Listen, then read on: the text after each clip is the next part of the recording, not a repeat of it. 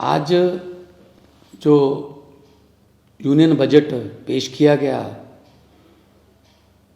माननीय वित्त मंत्री साहिबा के द्वारा, बड़े दुख से कहना पड़ रहा है कि उसमें पंजाब का कोई नामो निशान ही नहीं है।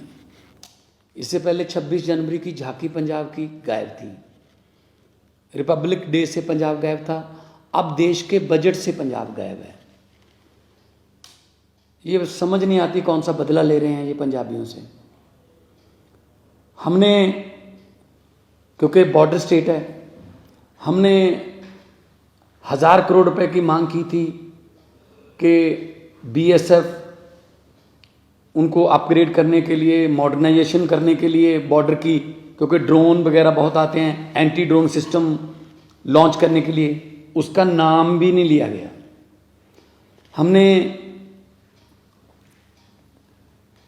प्री बजट जो डिमांड्स मांगते हैं राज्यों से, हमने उसमें मेंशन किया था कि वंदे भारत श्री अमृतसर साहब से और बठिंडा से जो है दिल्ली के लिए, उसका नाम भी नहीं लिया गया।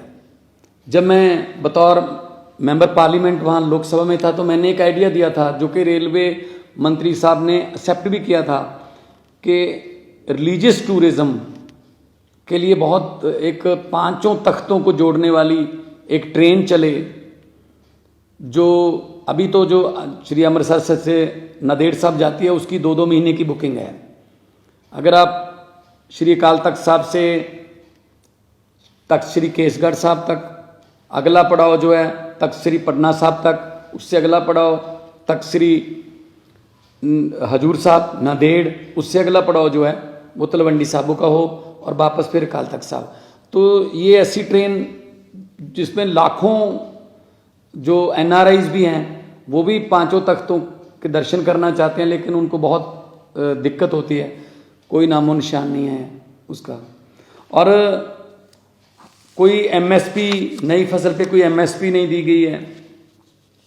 हमने कहा था कि 1500 रुपये पर एकड़ जो पराली जलाने की समस्या है उसमें 1500 रुपये पर एकड़ सेंटर दे दे, बाकी हम दे देंगे, लेकिन उसका भी नाम नहीं लिया गया। किसानों को तो मतलब अपने हाल पे छोड़ दिया गया, किस्मत पे छोड़ दिया गया है। और हम कॉलेज बना रहे हैं, 16 नए मेडिकल कॉलेज बना रहे हैं। इन्होंने कहा है कि जी कि नर्सिंग कॉलेज खोलेंगे, कब से खोलेंगे, कब से वो चल रहे होंगे, कोई उसमें डिटेल नहीं है।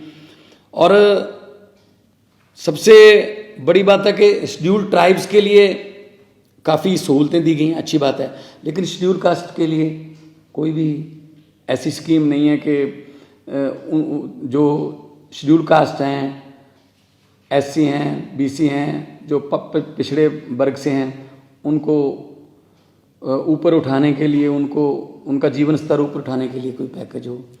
तो सिर्फ कागज़ में लिपटा हुआ एक लिखती एक स्क्रिप्ट थी। इससे पहले भी बजट में पेश कहा गया था आने वाले 2023 में, 2024 में हम किसानों की आय दुगनी कर देंगे। कहाँ दुगनी की है आय उनकी? एमएसपी के नाम से तो ये सरकार, मेरे ख्याल में सेंटर सरकार जो है चिढ़ती है। तो किसानों से एक किस्म का बदला लिया गया है, क्योंकि उन्होंने आंदोलन किया था, इतना बड़ा आंदोलन किया था, तो किसानों के बारे में कुछ नहीं बोला गया, कोई एमएसपी नहीं दी गई। और पंजाब एक बॉर्डर स्टेट है, हमें बहुत चैलेंजेस हैं हमारी पुलिस को अपग्रेड करने के लिए, हमारे बॉर्डर को अपग्रेड करने के लिए। हमने एक सजेशन दिया था कि जो तार के पार 3-3, 4-4 किलोमीटर तार के पार ज़मीन है, क्यों ना तार को हम 200 मीटर तक ले जाएं। इंटरनेशनल लॉ है कि 150 मीटर तक आप लेके जा सकते हो, लेकिन हम कहते हैं 200 मीटर तक ही ले जाओ, ताकि जो तार के पार जिनकी ज़मीन है वो किसान जो हैं उनको आई कार्ड दिखा के, और बीएसएफ का भी टाइम उनकी फिस्किंग में, तलाशी लेने में जाता है, बीएसएफ खुद जाती है खेती करवाने के लिए, तो कि 200 मीटर तक तार ले जाएं तो बहुत सी ज़मीन जो है वो तार से इधर आ जाएगी, बहुत किसानों को फ़ायदा हो जाएगा। उसका कोई मेंशन नहीं किया गया। तो मुझे तो लगता है ये कोई बदला ले रहे हैं पंजाब से, लेकिन पंजाब जो है वो एक ऐसी स्टेट है जिसने 90% कुर्बानियाँ देश को आज़ाद करवाने में और अभी भी देश की आज़ादी को कायम रखने में हम कुर्बानियाँ दे रहे हैं। तो ऐसा पंजाब के साथ अन्याय जो है वो अच्छा नहीं है।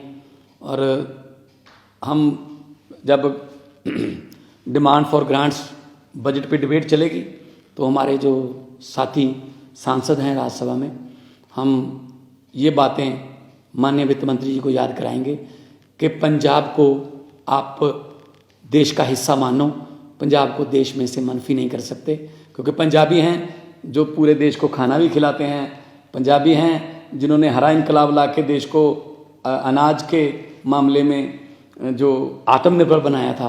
तो अब उनको ऐसे छोड़ना, लावार छोड़ना अच्छी बात नहीं।